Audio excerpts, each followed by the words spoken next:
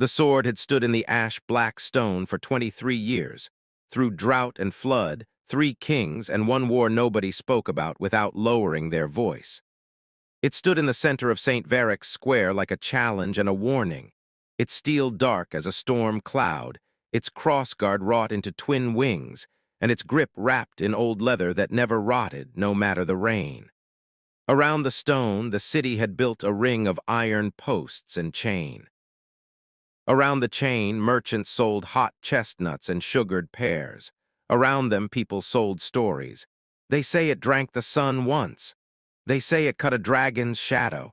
They say it cursed the whole bloodline of the first man who failed to wield it.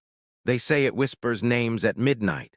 What everyone agreed on, from stable boys to dukes, was this: no knight could lift it, not Sir Aldrin the Lion of Thornmere, who had split a siege tower with a single swing. Not Lady Mary's the White Spear, undefeated in 9 tournaments. Not the king's own champion, who strained until veins stood out blue across his temples and collapsed before all the court while the blade never even trembled. Priests had blessed it. Witches had hexed it. Scholars had measured angles and leverage. Drunk men had tried to jerk it free with ropes and horses and one memorable mule named Duchess. The sword remained where it was, still, silent, impossible. By the time Tomas Reed first saw it, he was more interested in onions than legends. Tomas was 26, broad-shouldered, sun-browned, and permanently dusted with the chalky soil of Lofen Valley. He lived in a timber cottage that leaned slightly left as if tired. He woke before dawn, fed chickens, checked irrigation ditches, bartered at market, and came home with nails, flour, and whatever rumor traveled faster than carts. His world was measured in practical things: seed weight, rain timing, fence rot, lambing trouble. He had never held a sword longer than a carving knife and considered most city traditions expensive ways to break bones. He came to Dalmire that spring to sell turnips and buy a replacement plowshare. He ended up standing near the chain around the cursed blade because his wagon wheel cracked and the wheelwright said, 2 hours, maybe 3. So Tomas wandered, chewing a crust of yesterday's bread, and drifted with the crowd until there it was, the famous sword from every tavern tale. Up close, it looked less magical and more lonely. The blade was taller than his chest from stone to point. Old runes climbed the fuller, faint silver lines like frost veins in winter bark. The pommel was not polished gem or gold, but plain black iron, nicked in one place. A worker's sword, he thought, if workers forged weapons for giants. A boy nearby said, "Mida says it kills whoever holds it." An old woman snorted. If that were true, half the nobility would be dead from trying. Tomas rubbed his jaw and said nothing. Then trumpets sounded from the North Street. People surged, boots scuffed, heads turned. A line of city guards in blue cloaks marched into the square, followed by 3 knights in gleaming plate and a herald in crimson with the king's stag emblazoned in gold thread. "Make room," the herald cried. "By decree of His Majesty King Edric III, this day begins the summer trials of worth. Let all witness." The chain was unhooked. The ring opened. The crowd leaned in like wheat in wind. First came Sir Renwald, huge and beard-plated, with forearms like oak limbs. He rolled his neck, grinned for applause, and wrapped both gauntleted hands around the hilt. He pulled once, twice, roared and braced his foot on the stone. Nothing. Sir Renwald stepped back, red-faced. Second came Lady Asara of Eastwatch, narrow, quick, all-coiled precision. She crouched, tested grip angle, shifted stance, exhaled carefully, and lifted with the measured control of a master archer loosing a shot. The sword did not move. Third came Sir Pell, youngest of the 3, bright-eyed and sweating under his helm. He gripped and yanked with more hope than strategy. The blade stayed buried in black stone as if grown there. The herald spread his hands dramatically. "Thus stands the curse of Varrick still unconquered." The crowd murmured, disappointed and delighted in equal parts. Tomas turned away. He had no interest in noble embarrassment. His plowshare would not buy itself. Then a voice, smooth as oil on water, cut across the square. Perhaps, said Lord Captain Baylor Kest, stepping from the guards, the issue is not strength. Baylor wore commander, black with silver trim, no helm, hair dark and perfect, smile practiced to half warmth. Tomas recognized the type, men who never had mud under their nails, men whose hands were soft but whose eyes counted everything. Baylor circled the sword slowly. A relic of old war, bound by oath and blood, not for brutes but for the chosen. He lifted his gaze so the whole square could hear him. The crown invites any worthy soul to attempt the draw, step forward if fate calls. There was always one drunk. Today it was a cooper named Het, who stumbled into the ring amid laughter, spat on his palms, and strained until he slipped and sat hard on the stone. Laughter grew louder. A blacksmith's apprentice tried next and got blisters. A hunter tried and nearly dislocated his shoulder. A baker tried because his friends dared him and failed so quickly his own children booed him from the crowd. One by one, hopefuls turned to jokes, then to caution. Tomas began to leave for real this time. "Hey," said a familiar voice behind him. "Reed, loaf and read." He turned to see Mina Holt, who had grown up 2 farms over and moved to Dalmeyer years ago. She carried a basket of dyed wool and had flour on her sleeve. "Mina," he blinked. "Didn't know you still had both ears in this city." "Barely." She looked him up and down, laughed once. "You look like a haystack grew legs, and you look like trouble learned to bake." She grinned, then nodded toward the ring. "Go on, try." He barked a short laugh. "I came for metal, not humiliation. Exactly why you should. You don't care enough to be scared. I'm plenty scared of looking stupid. Too late for that shirt." Before he could answer, a hand clapped his shoulder from the other side, old Bran Wagoner, missing 2 teeth and all boundaries. "Do it, Tomas, for loafin'. If you lift it, we'll never pay for ale again." "Bran, I barely pay for ale now." Mina leaned in. "Come on, one pull. Then we'll all mock you equally and go eat pies." He looked from her amused eyes to the sword in the center of the ring, to the knights pretending not to watch commoners fail. He sighed. "Fine, one pull, then I buy the pies and we forget this forever." He stepped under the chain. The herald squinted at his dirt-streaked shirt and patched boots. "Name and station." "Tomas Reed, farmer." A ripple of snickering rolled through the crowd. The herald raised his voice theatrically. "Tomas Reed, farmer of Loafin." "Loafin," the herald repeated, as if announcing an unusual vegetable. Baylor's smile sharpened, but he nodded permission. Tomas walked to the stone. Up close, the runes looked less decorative than deliberate, carved, deep, worn smooth in places by countless failed hands. He reached for the hilt. A shout rose from somewhere in the crowd. "Use 2 hands, plowboy." More laughter. Tomas almost did use 2 hands. Why make it harder? But his left palm still held a smear of wheel grease from helping the wheelwright. He didn't want to stain the grip further, absurd thought though it was, so he wiped that hand on his trousers and without thinking much, wrapped his right hand around the leather. He expected cold metal. Instead, the hilt was warm, not hot, not feverish, warm as sunlit wood. He frowned. Then, before doubt could form, he pulled. The sword came free with a clean whisper of steel on stone, no groan of effort, no flex of knees, no ritual strain. Just a simple one-handed lift, as natural as lifting a shovel. For one impossible heartbeat, the square forgot how to make sound. Then chaos erupted. People shouted. Someone screamed. A horse reared at the edge of the crowd. The herald dropped his staff. Sir Pell swore loudly in a chapel-worthy voice. Tomas stood frozen with a legendary cursed blade in his right hand, very much wishing he were anywhere else. "Put it down," Mina hissed from beyond the chain, eyes huge. "Trying," Tomas muttered. He lowered the blade. The tip touched stone with a ringing note that vibrated up his arm and into his teeth. Nothing exploded, no lightning, no immediate death. He exhaled. Then the runes ignited, not flames, light. Thin silver lines brightening one by one along the blade until they burned like moonlight trapped in steel. A cold wind whipped through the square, snapping banners and cloaks. The bells of St. Varick's chapel rang without being touched. And a voice old as mountain roots spoke from nowhere and everywhere. "Bearer found." Half the crowd dropped to their knees. Tomas did not. Not out of courage, his legs simply forgot the instruction. The voice faded, the wind died, the runes dimmed to a pale glow and settled. In the silence that followed, Lord Captain Baylor stepped forward first, recovering faster than anyone. He bowed shallowly, controlled. "By witness of crown and city," he said, "you are summoned to the palace at once."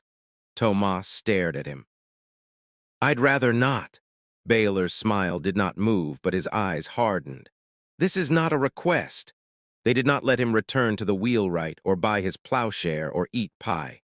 He was escorted through wide streets lined with carved stone facades he had never seen beyond market days. People ran alongside, pointing, whispering, "Farmer, farmer." He did it one-handed. The cursed blade chose a farmer. By the palace gates, rumor had already outrun them. At the Hall of Cedar, Tomas stood on polished floor while nobles in silk examined him like livestock. The sword lay on a velvet stand before the throne, still faintly luminous. King Edric III was older than coins showed, with silver in his beard and tired eyes that missed little. At his right stood Queen Eleanor, narrow-faced, composed, fingertips tapping once against the armrest. A sign Tomas would later learn that she was thinking 3 moves ahead. At the king's left stood Archmage Selene Mar, robes midnight blue, hair braided with copper rings, gaze sharp enough to peel bark.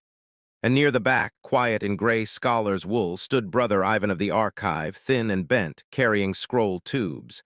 Lord Captain Baylor knelt and reported with crisp precision. The king listened, then looked directly at Tomas. "Step forward, Tomas Reed of Lofen." Tomas stepped. "You lifted Varric's blade. Do you know what that means?" "No, your majesty." "Only that people keep staring." A few court chuckles. The king's mouth twitched. "It means," said Archmage Selene, voice dry, "that a weapon bound by pre-Empire Gesh recognized you as a valid bearer. It has rejected every oath sworn knight for 2 decades. Tomas swallowed. "Can I unbe valid?" "No," said Selene. Brother Ivan shuffled forward, eyes bright behind round lenses. "Majesty, if I may, records from the first compact describe the blade's criterion not as nobility nor military rank, but something called the unbroken hand." "Define that," said Queen Eleanor. Ivan unrolled a brittle parchment with reverent care. "The script is damaged, but the phrase appears with symbols of hearth, field, and covenant.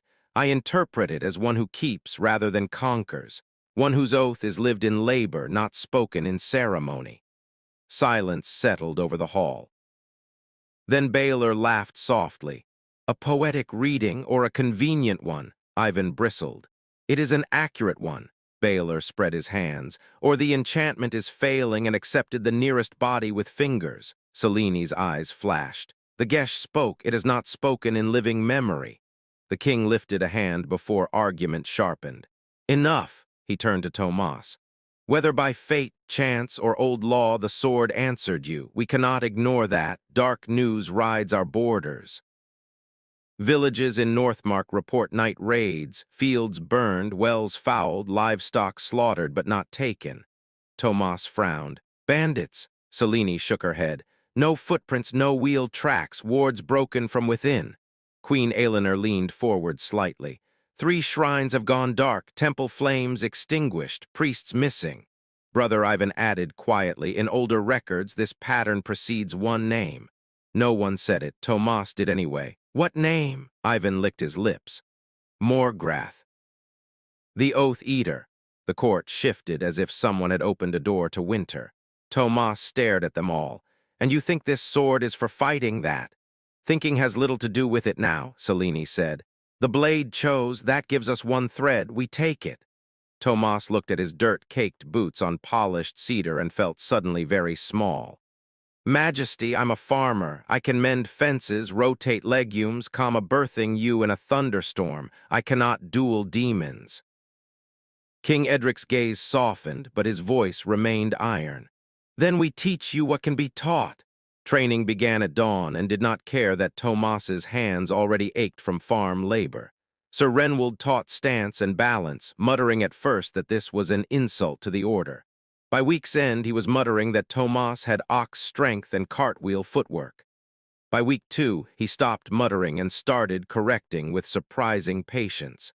Lady Asara taught timing. "You're not chopping wood," she snapped, rapping his knuckles when he overcommitted. "A blade is a conversation. Listen before you answer." Tomas bled blisters and pride in equal measure. Archmage Selene taught what she called not dying to old magic. Sigils, thresholds, ward circles, what not to touch in abandoned shrines, and why one never answers a voice that knows your childhood nickname inside a cursed ruin. Brother Ivan taught history in dusty alcoves that smelled of vellum and lamp oil. Kingdoms risen and sunk. Pacts made in winters no one survived to write about except monks and liars. The first compact between crown, temple, and common folk. The founding oath sworn not by kings, but by guilds, farmers, ferrymen, midwives, those who kept the realm alive when armies were elsewhere. "You see," Ivan said, tapping a margin note with trembling finger, "the old world did not separate glory from bread. They knew better. No soldier stands if no one harvests." Tomas found he liked Brother Ivan best. Lord Captain Baylor oversaw all with courteous disapproval. He rarely shouted, never sweated, and always stood where he could see every entrance. He sparred Tomas once and disarmed him in 3 heartbeats.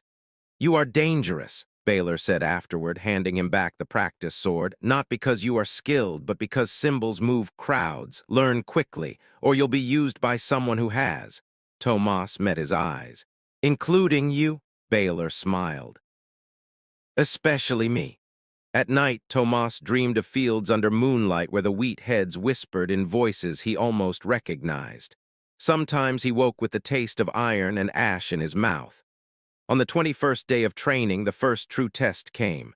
A rider arrived at noon, horse lathered white, cloak scorched at the hem. "Black Hollow," he gasped in the throne hall. "The village, it's gone." Not burned, gone. Where homes had stood was a sink of broken earth and black water. No bodies. No tracks leading away. At the center, a ring of stones marked with the same runic hand found on Varric's blade. Selene demanded immediate response. The king agreed.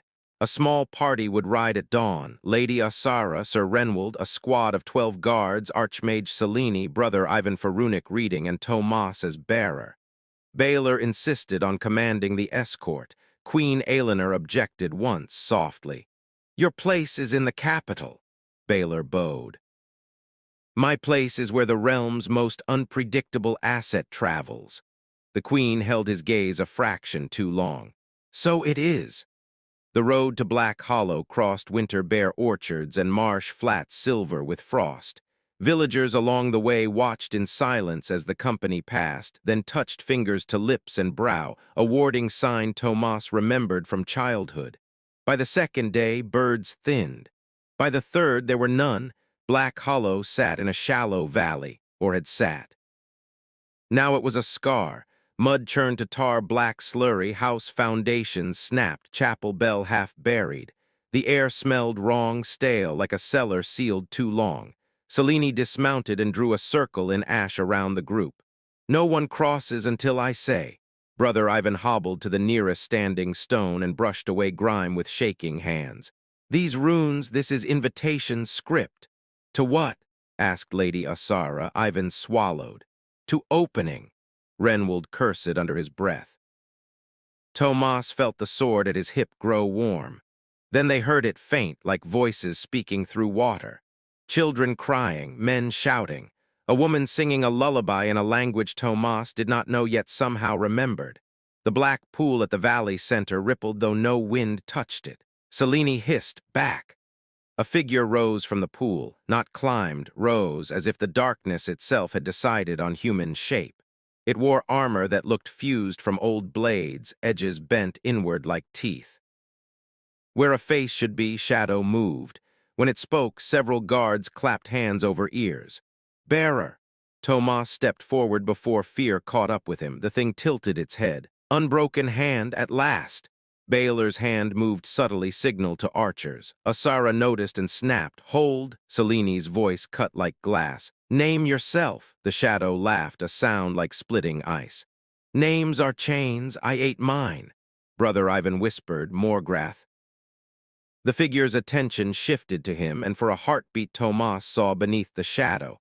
Not emptiness, but thousands of tiny reflected faces, mouths open in silent screams.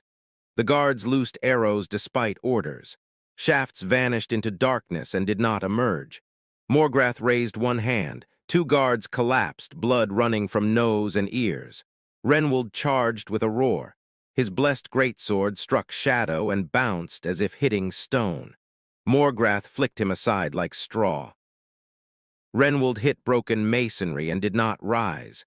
Tomas's fear burned into something clearer. He drew Varric's blade. The runes blazed full silver white. Cold shot up his arm, then steadied. Morgrath stilled. "There you are." It came fast, not walking, but sliding across ground without moving legs. Tomas barely caught the first strike, metal on not metal, impact numbing his shoulder to fingertips. He stumbled, remembered Asara's voice, listened before answer, shifted, let force pass.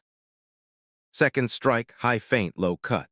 He parried late, sparks of pale light hissing where blades met. Third, a whisper in his ear, impossible and intimate. "You left the gate open when your father died." Tomas flinched hard. The memory slammed him. 8 years old, Rain, his father feverish, Tomas forgetting the pasture latch, half the herd lost to floodwater by dawn. Shame he never named. Shame Morgrath wore like a key. He nearly died right there. Asara's spear flashed in from his left, buying one heartbeat. "Eyes here," she shouted. Tomas breathed once, deep, like before lifting feed sacks. He set his feet in mud and raised the blade two-handed now, not for show, but survival. Morgrath laughed again. "Good, break." The fight stretched and collapsed strangely, minutes like hours. Selene hurled wards that flared blue and cracked. Guards formed a ring, shrinking as men fell. Ivan chanted something old and frantic from behind a shattered wall. Morgrath did not fight to kill quickly. It probed, taunted, dragged hidden failures from each mind and weaponized them. One guard dropped his sword and sobbed, seeing his dead brother accuse him. Another turned on his own line, screaming there were spiders under their skin. Tomas felt the pressure too, every mistake, every small betrayal of self, every time he had chosen silence over kindness, convenience over courage. Morgrath fed on oath fractures, Selene had said, not lies, breaks. Tomas's grip slipped on blood, his own. Someone else's, and Morgrath's blade punched through his defense, carving across ribs. White pain, breath gone, he dropped to one knee. Morgrath leaned close, voice soft as mold. "Kneel, swear nothing, keep nothing, be free." In that instant, absurdly, Tomas thought of Lofen after hard rain, of Mina laughing with flour on her sleeve, of his mother's hands knotting twine by firelight, of waking before dawn because animals depended on him whether he felt brave or not. Keepers, Ivan had said, those who keep. Tomas spat blood and said, "No." He stood, not elegant, not heroic, heaved himself upright like lifting a sack too heavy and refusing to drop it because winter was long. He shifted his grip to one hand, the same hand that had lifted the sword first, and with the other pulled from his belt a coil of plain farmer's rope. Morgrath paused, amused. "You bring twine to war?" Tomas threw the rope, not at Morgrath, but past it, around one of the standing runestones near the black pool. In training, Selene had drilled anchor geometries into his skull. In fields, Tomas had spent his life throwing loops blind over fence posts and ox yokes. The rope caught. He pivoted, wrapped the free end around Varric's crossguard once, and drove the sword point first into the mud at the edge of Selene's ward circle, where she had scratched a half-finished binding rune before being knocked aside.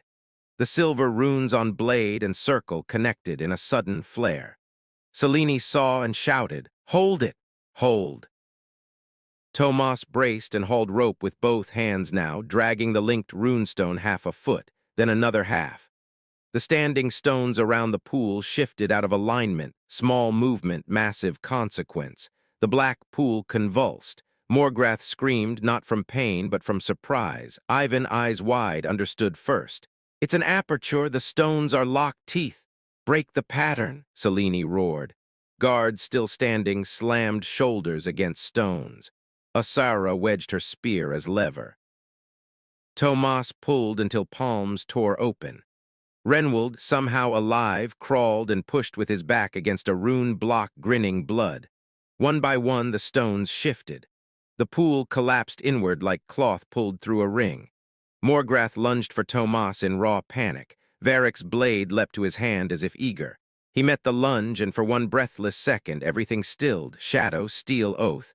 Then Tomas swung, not a master's cut, a farmer's cut. Whole body, hips, shoulders, like felling a stubborn root. The blade passed through Morgrath's neck. Light exploded silver across the valley. Every standing rune stone cracked down the middle. The shadow forms split, unraveling into swarms of black ash faces that screamed without sound and were sucked into the collapsing pool. Then silence. The pool sealed into ordinary mud. Morgrath was gone.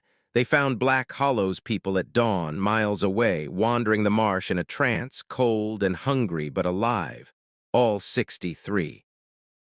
No one could explain where they had been except between. Kingdom bells rang for 3 days. When Tomas returned to Dalmire, crowds lined streets throwing winter flowers. Children wore wooden toy swords painted black and silver. Bakers sold farmer's loaf, shaped like blades. Bards who had never seen him composed songs where he fought 7 demons at once while mounted on a thunder horse. Tomas hated almost all of it. At court, King Edric offered him lands, title, and a place among the royal guard. Tomas asked for something else: tax relief for villages that lost crops in the Northmark raids, new well stones for Black Hollow, repair funds for 3 marsh bridges, and iron quotas lifted for farm tools this spring. The throne hall went very quiet. Queen Aelinor smiled first. King Edric laughed, full, surprised, genuine. "Done." Baelor watched from the side, face unreadable. Later that evening, in a smaller chamber lit by one hearth, Queen Aelinor called Tomas privately. "You did well in the valley," she said. "Better than well, you improvised where trained minds froze." Tomas shrugged awkwardly. "I moved rocks." "You understood systems," she corrected. "Locks, anchors, leverage, things people dismiss as common because they are foundational." He glanced at her. "Is this praise or recruitment?" "Both." She poured wine, did not drink. "Baelor has supporters in the War Council. He believes the realm must harden under one command to survive what comes next. Crises make that argument attractive. You think he'll make a play for the throne? I think ambition is a blade, useful when sheathed by law, catastrophic when worshipped." Tomas remembered Baelor's smile, especially me. "What do you want from me, Majesty?" "Stay visible, stay inconvenient. Symbols matter, and currently you are one no faction fully owns." He grimaced. "I miss mud." "Then keep a boot in it," she said softly. For a time, peace returned in patches. Morgrath's destruction had not ended every darkness, but raids ceased. Shrine flames relit. Northmark sowed barley again. Tomas split months between Lofen and Dalmire, uneasy in both, too changed for home, too common for court. He trained because he had to. He farmed because he chose to. Mina moved back to Lofen and opened a bakery beside the old mill. She claimed city ovens had made her arrogant and village flour made her honest again. She and Tomas argued about everything and found reasons to keep talking. Brother Ivan came often, carrying scrolls and asking alarming questions like, if runic arrays were designed by millwright logic, might temple architecture also encode flow mechanics? "Yes," Tomas would answer. "Also, you need sleep." Sir Renwald healed slowly and took to teaching village youths with blunted blades and loud philosophy. "A stance is just honesty in your knees," Lady Asara admitted once while adjusting Tomas's grip. "You're still clumsy." "Thank you." "You're welcome. Also, you're alive. Keep it that way." Archmage Selene remained terrifying and occasionally almost kind. And Baelor remained polite. The coup came in autumn, as such things do under banners of necessity. A border fort fell under mysterious circumstances. Grain caravans disappeared.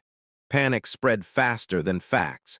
In emergency council, Baylor proposed martial consolidation, suspend provincial charters, centralize command, temporary detention powers for suspected oath-break conspirators. King Edric refused. 2 nights later, sections of the palace guard changed watch assignments without authorization. Archive fires broke out in 3 districts simultaneously. A forged decree appeared in eastern garrisons bearing the king's seal and Baylor's signature. Queen Eleanor moved faster. She sent runners not to lords, but to guildmasters, abbesses, ferrymen, captains, granary keepers, the old Covenant Network brother Ivan had mapped from First Compact texts. Keepers. And she sent one rider to Lofen. Tomas arrived in Dalmire before dawn with 40 farmers, millers, and teamsters carrying pole hooks, hammers, and very little patience. Not an army, a spine. City bells began ringing the old pattern used only twice in recorded history, Covenant muster. People came, not because nobles commanded them, because the bell pattern meant the realm itself, not a faction, was in danger. By sunrise, Baylor controlled the inner barracks and the western gatehouse. By noon, he faced an unexpected problem. The city's bread ovens were cold because bakers refused military requisition orders. Ferries stopped crossing the river. Wheelwrights locked workshops. Stable hands loosed carriage teams and hid tack. Scribes publicly denounced forged seals. Power, Tomas realized, ran on invisible labor until labor said no. At the Cedar Hall steps, Baylor finally confronted him amid 2 lines of armed men and citizens packed behind makeshift barricades. Baylor looked immaculate as ever. You brought peasants to a succession dispute. Tomas held Varric's blade low, point down. You made it their dispute. Baylor's lip twitched. The king is weak, the queen is manipulative, borders burn, we need order. Order isn't ownership. Spoken like a man who has never commanded 10,000 lives. Tomas met his gaze. Spoken like a man who thinks 10,000 lives are his to command. Baylor drew his own blade, a slender duelist steel etched with sigils Tomas recognized with a sick jolt. Oath-binding marks, Morgrath-adjacent script adapted. Cellini, standing behind Tomas, swore. He's been studying residue rights. Baylor smiled without warmth. I study what protects the realm. The duel that followed was shorter than legend later claimed and uglier than songs deserved. Baylor was faster, cleaner, terrifyingly precise. Tomas took 2 cuts before landing 1 glancing hit. Sparks of black and silver spat where blades met. Baylor's sigils trying to drink intent, Varric's runes refusing. Then Baylor shifted style and spoke a command word. Tomas's left knee buckled as a binding glyph on the flagstones flared, trap laid in advance. He hit stone hard. Baylor stepped in for the finishing strike. From the crowd, a heavy iron peel came hurtling end over end, thrown by Mina with bakery oven arms honed on 50-pound dough troughs. It slammed Baylor's shoulder, ruining his angle by inches. His blade bit Tomas's cuirass instead of throat. Sorry, Mina shouted. Not sorry, Renwald roared and crashed into Baylor's flank. Asara slid under and hooked Baylor's ankle. Cellini snapped a counter rune that shattered the flagstone glyph under Tomas's knee. Tomas rolled, grabbed Varric one-handed as always, rose through pain, and disarmed Baylor with a raw upward wrench that would have embarrassed a fencing master and impressed every lumberjack in the kingdom. Baylor fell to one knee unarmed, chest heaving, eyes bright with fury. Do it, he spat. Be the symbol they crave, kill me and prove I was right. Tomas held the blade at Baylor's throat. He remembered Morgrath, kneel, swear nothing, be free. He remembered Fields, keep, keep, keep. He lowered the sword. Chain him, Tomas said. Baylor laughed once, bitter and incredulous. Mercy. Accounting, Tomas replied. You answer in daylight. There was no triumphant single ending, only work. Trials took months, forged decrees were traced, complicit officers were stripped, some were imprisoned, some exiled, a few executed after lawful judgment. Baylor was sentenced to life confinement in the monastery of Ash Steps, where oaths were copied by hand until hands cramped and pride thinned. King Edric abdicated that winter, quietly, with dignity, naming Queen Eleanor sole sovereign under a renewed charter ratified by council and commons alike. One of her first acts was to restore and expand the First Compact, codifying keeper guild rights, local granary protections, and emergency limits on military authority. Brother Ivan cried openly during the signing and blamed dust. Her second act was to offer Tomas a title again. He accepted this time with conditions and laughter from everyone who knew him: no court residence, no mandatory silk, no ban on arriving muddy, authority to audit supply chains in wartime, a standing seat for one elected common representative in Strategic Council. Thus Tomas Reed became Warden of the Unbroken Hand, a title nobody fully understood and everyone eventually respected. He still farmed loafin fields. He also rode where covenants frayed, to drought towns arguing over wells, to garrisons requisitioning seed grain, to abbeys hoarding medicine, to noble houses mistaking stewardship for possession. Sometimes he carried Varric's blade openly. Sometimes he left it wrapped in plain cloth and solved disputes with ledgers, rope, and a shovel. Legends changed around him. In some, he was chosen by gods. In others, descended from lost kings. In one wildly inaccurate puppet play, he was half giant and could smell lies like smoke. The truth was simpler and harder to dramatize. He kept showing up. Years later, when children asked to see the cursed blade, Tomas would take them to St. Varric's Square, where the black stone still stood, now empty but ringed with new carvings. Names of villages saved in the Morgrath years, names of millers and medics and watchwomen and bridge crews. Varric's blade no longer sat in the stone.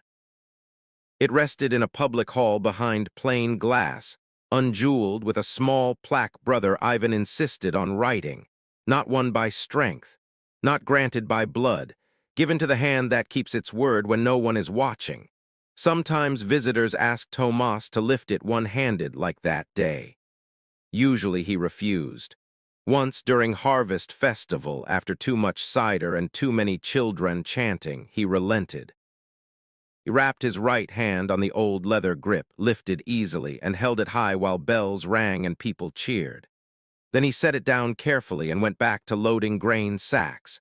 Mina, flour on her cheek as ever, watched him from the bakery doorway and called, "Hero of the age, your cart's axle is squealing." He sighed. "Of course it is," she smirked. "No night can fix it." "Not one." He grabbed his wrench. On the first snow of his 48th year, Tomas walked the north field alone before dawn. Frost glazed every stalk. The horizon blushed pale gold.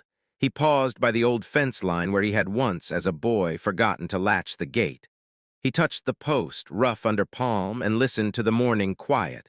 From the cottage behind him, he heard the creak of door hinges, Mina calling that tea was getting cold, and a younger voice, his daughter's, asking where the rope coils were because she wanted to practice throwing loops before chores.